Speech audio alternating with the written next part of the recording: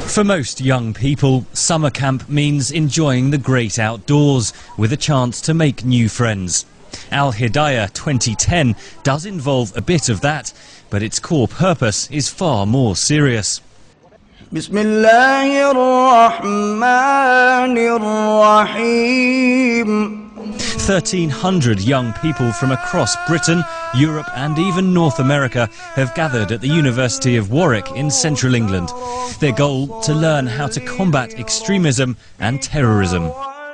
After the opening ceremony, a speech from the person they've all come to see, Muslim scholar and the event's organiser, Mohammed Tahir Al-Qadri. The first anti-terrorist camp in Britain for the whole Western world. We are fighting on the ideological, philosophical, theological and academic fronts. We are trying to educate young people. We are trying to present true moderate vision of Islam.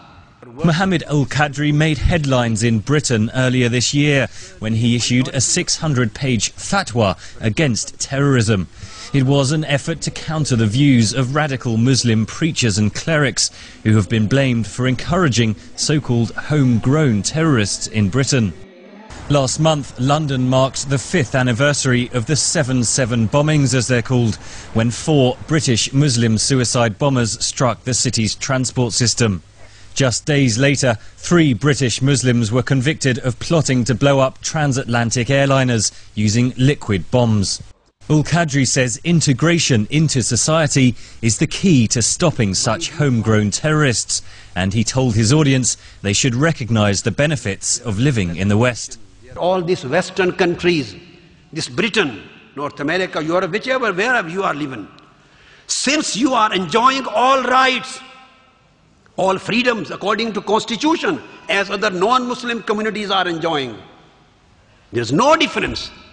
And I have no hesitation in saying you are enjoying the rights and freedoms much better than many other Muslim and Arab countries.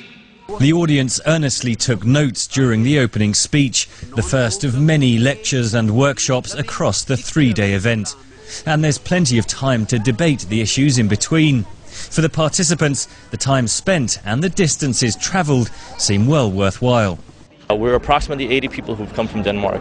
I was very delighted to hear the topics, and especially the briefing that Sheikh al-Islam Dr. Mohammed Tahir Al-Qadri gave today, especially on the aspect of actually de-radicalization of the youth. It's very good opportunity for Muslim people to get benefit by this kind of person.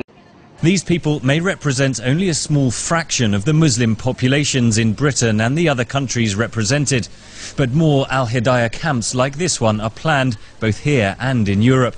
The hope is that the participants will learn how to recognise and tackle extremism and spread the anti-terror message among their communities back home.